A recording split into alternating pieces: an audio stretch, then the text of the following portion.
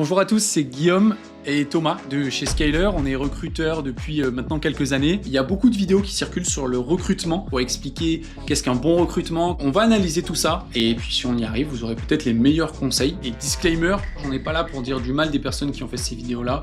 On sait que souvent il y a des bons fonds. On va voir tout ça. Je ne connais pas les vidéos. Guillaume, tu les connais? Non. C'est Jérôme qui s'occupe de faire le tri des vidéos et on va voir et on va analyser ça ensemble.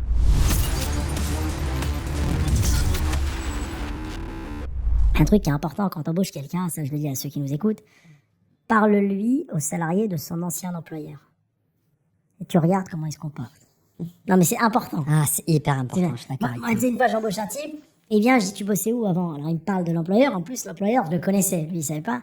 Il me dit ouais, bon, ma femme a été comptable là-bas, une fois on lui a envoyé 100 000 €, il était à Saint-Barth, en plus il vient devant le bureau, il se gare en Maserati en bas, tu vois la haine, tu sais, j'ai vu toute la haine, tu vois. Là, tu te dis... Ouais, c'est super important. Mais la haine qu'il avait envers ses deux ex-patrons, il faut jamais embaucher ça. Je pense que c'est pas la meilleure façon de poser la question au candidat. Il faut analyser le pourquoi du comment. Des fois, il peut y avoir des très mauvaises expériences avec des patrons. Après, je pense que là, dans la vidéo, c'est extrapolé. Je sais pas ce que toi t'en penses. Moi, c'est pas forcément sur ça, c'est le fait que je vois pas pourquoi c'est déterminant de recruter tel ou tel candidat par rapport à cette question-là. C'est-à-dire qu'il y a plein de personnes qui sont débauchées ou qui cherchent notre projet parce que justement, elles ne s'entendent plus forcément aussi avec la hiérarchie. Et je vois pas le problème, en tout cas pour moi, si je suis en contact avec un candidat et qui me dit que du coup ça s'est mal passé de son côté niveau hiérarchique, qu'il a envie de changer de projet par rapport à ça. Peu importe, le tout c'est que ça soit bien et qu'il soit mieux dans son nouveau projet. En tout cas ça me dérange pas. Ça peut être une question si tu as beaucoup de doutes sur la personnalité et le fit avec l'équipe. Ça, ok, tu poses la question. Mais de dire de but en blanc, ça s'est passé comment et qu'il te dit ça et que tu le next sur le process, c'est peut-être pas la meilleure solution. Si tu vois qu'il te démonte toute l'équipe et qu'il n'y a rien qui va dans son ancien projet et que du coup il part pour ça et que tu te rends compte au final qu'il peut détruire ton équipe chez toi, oui, là ça peut se poser des questions. Mais s'il a eu un problème avec la hiérarchie ou une autre personne en particulier et c'est une vision opposée et qu'il a envie de partir, ça peut se comprendre aussi, quoi. C'est sûr, c'est sûr. Donc c'est intéressant, mais ça a ses limites. Ouais.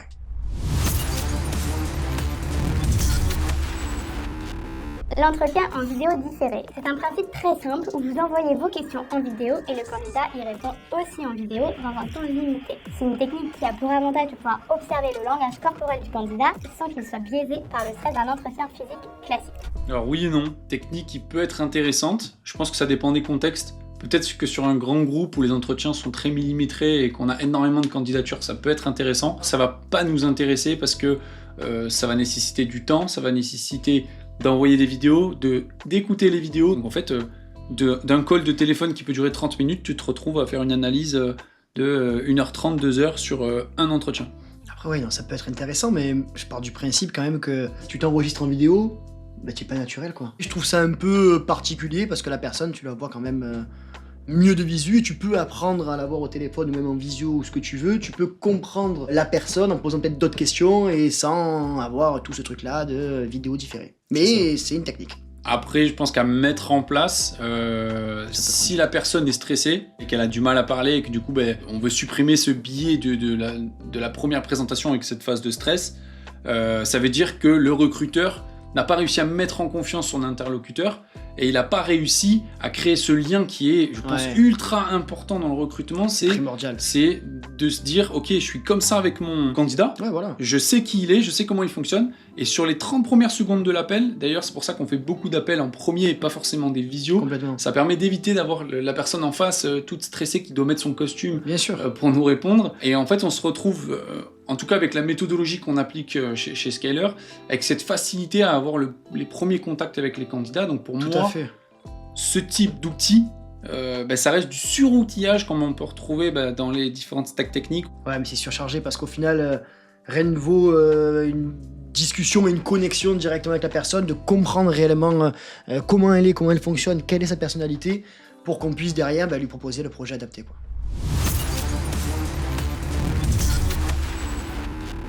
J'entends pas pas mal de personnes qui disent « Ah mais c'est trop compliqué de recruter », ou alors tu formes les gens et après ils partent, et t'as l'impression que c'est un peu toujours finalement un pot percé, sauf qu'en fait le recrutement, si c'est bien huilé, si c'est bien pensé, s'il y a de l'expertise, c'est facile et c'est fun. Et surtout, on a les bonnes personnes au bon endroit et qui restent le temps qu'on souhaite. Moi par exemple, j'ai placé plus de 300 talents, j'ai 98% de validation de période d'essai. Le turnover chez mes clients est extrêmement faible. Personnes que j'ai placées, 5-6 ans sont encore en poste. Typiquement la vidéo qui veut tout et rien dire.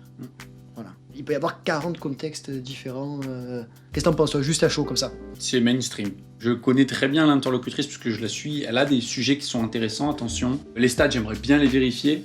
Les 98% me paraissent absolument sur 300 impossibles. Sur 300 personnes, elle a réussi à avoir, donc 98 si on fait un calcul, 6 personnes qui n'ont pas fait leur période d'essai. Alors soit la période d'essai elle fait une semaine, et dans ce cas-là, je peux comprendre, c'est rapide. C'est juste que ça reflète pas forcément la réalité du marché des startups et des scale-up aujourd'hui. On n'était pas à l'abri, même si les process se font bien, que le candidat ou la structure ne matche pas, et c'est pour ça qu'il y a une période d'essai qui permet de savoir si on continue ou pas ensemble, quoi. Si demain vous avez une personne qui arrive et qui vous dit « je vais réaliser 100% de vos recrutements, 100% de votre plan de staffing, et en plus de ça, il y a tout le monde qui va rester pendant 6 ans », c'est impossible que ce soit vrai.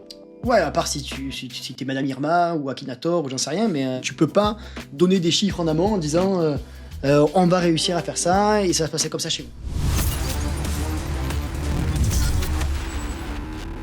Il y a beaucoup de candidats que je rencontre qui sont à l'écoute du marché alors qu'ils sont en poste depuis 6 mois, 1 an et que tout se passe bien. Et eux, je les accompagne pas. Parce que ce ne sera pas des collaborateurs engagés et loyaux. Juste ça déjà. Il peut avoir l'impression que plus il changera d'entreprise, plus il va évoluer dans sa carrière, plus son salaire va augmenter, alors qu'en fait, non. Dans l'informatique, il y a un turnover important, les personnes sont très sollicitées, donc en fait, la loyauté, ça se monnaie cher. Attends, moi je veux juste dire un truc, elle se contredit sur sa vidéo d'avant. Dans l'informatique, il y a un gros turnover, sauf qu'elle a réussi à placer 300 personnes qui sont restées 8 ans. Parfois, il faut mieux avoir une vision long terme et pas répondre toujours aux sollicitations du plus offrant. Rester dans une entreprise pour consolider une expertise, évoluer et pouvoir le monnayer par la suite plus cher. Si le profil a plusieurs XP qui ont duré entre 1 et 3 ans, je vais peut-être pas l'envoyer chez un client parce que je sais déjà le retour que je vais avoir. Ça va être, la personne a trop de petites expériences, je vais la recruter, elle va partir dans 6 mois et les gens ils ne payent pas pour que la personne parte dans 6 mois. Après, tout s'explique. Moi, je trouve que tu peux accompagner ce genre de candidat si tu as réellement compris ce qui s'est passé dans ses expériences précédentes et que tu peux l'expliquer à un autre client. Après, je suis tout à fait d'accord que c'est pas forcément, on va dire, glorieux sur un CV, que tu as toujours des questions posées ou des interrogations sur le fait de pourquoi la personne a changé autant de fois de boîte en si peu de temps et est-ce que c'est pas le même schéma qui va se répéter chez moi, quoi.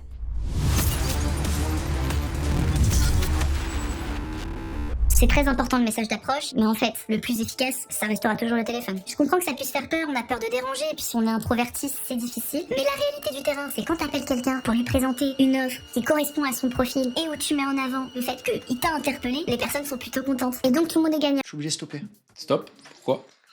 Parce que je suis pas du tout d'accord par contre avec ça. Après, chacun sa méthode et chacun sa façon de voir les choses. Moi, je pars du principe que c'est bien d'avoir leur contact et leur numéro, mais c'est bien que les candidats nous le donnent directement. Parce qu'encore une fois, là, elle dit, c'est mieux d'appeler directement. Déjà, où tu trouves les numéros. C'est-à-dire qu'il y a une notion de confidentialité ou autre, genre, c'est-à-dire quoi, tu vas utiliser un outil qui va scraper tes données, donc qui est complètement dans l'illégalité, entre guillemets. Donc moyen cette technique d'approche-là. Nous, on fait de la chasse pure. Et chez Scaler, on va pas taper dans la masse. On veut vraiment trouver les profils qui pourraient être complètement qualifiés pour les postes qu'on va rechercher, pour les missions aussi données. Et en même temps, on va aussi rechercher des personnes qui sont, entre guillemets, chaudes d'aller dans ce genre de projet-là. Donc moi, je suis pas tout à fait d'accord avec cette personne. J'aime bien faire des messages personnalisés pour expliquer les choses et après rentrer en contact avec les gens. Non. Je suis pas d'accord avec toi. Je vais te dire pourquoi. Je suis à moitié d'accord avec ce qu'elle raconte. Mais moi, la grosse problématique, c'est pas stratégique, parce qu'elle te parle pour tout et n'importe quoi, pour n'importe quel type de recrutement. Sauf que le recrutement, on le sait, c'est de la stratégie pour chaque typologie de poste différent, dans chaque entreprise différente. On continue la vidéo juste pour voir la bénéfice du doute, ce qu'elle dit à la fin. Et donc tout le monde est gagnant. Ça va plus vite pour le recruteur, il y a un échange direct, on peut sonder tout de suite aussi la personnalité du talent, on lui présente le plus d'éléments possible, on peut répondre en live à ses questions, et tout de suite on est fixé. Ça fait partie des raisons pour lesquelles on est capable de recruter des profils pénuriques en 15 jours. Impossible. Un profil pénurique qui te répond pas. Il est harcelé, ça veut dire qu'il sait très bien que tu as mal récupéré son numéro, il sait très bien que tu es passé par une base de données. Recruter un profil pénurique en 15 jours en l'appelant directement, je pense pas. En tout cas, pas dans une méthodologie qui est travaillée, qui est avancée. Comme tu disais tout à l'heure, c'est mieux que la personne t'envoie son numéro.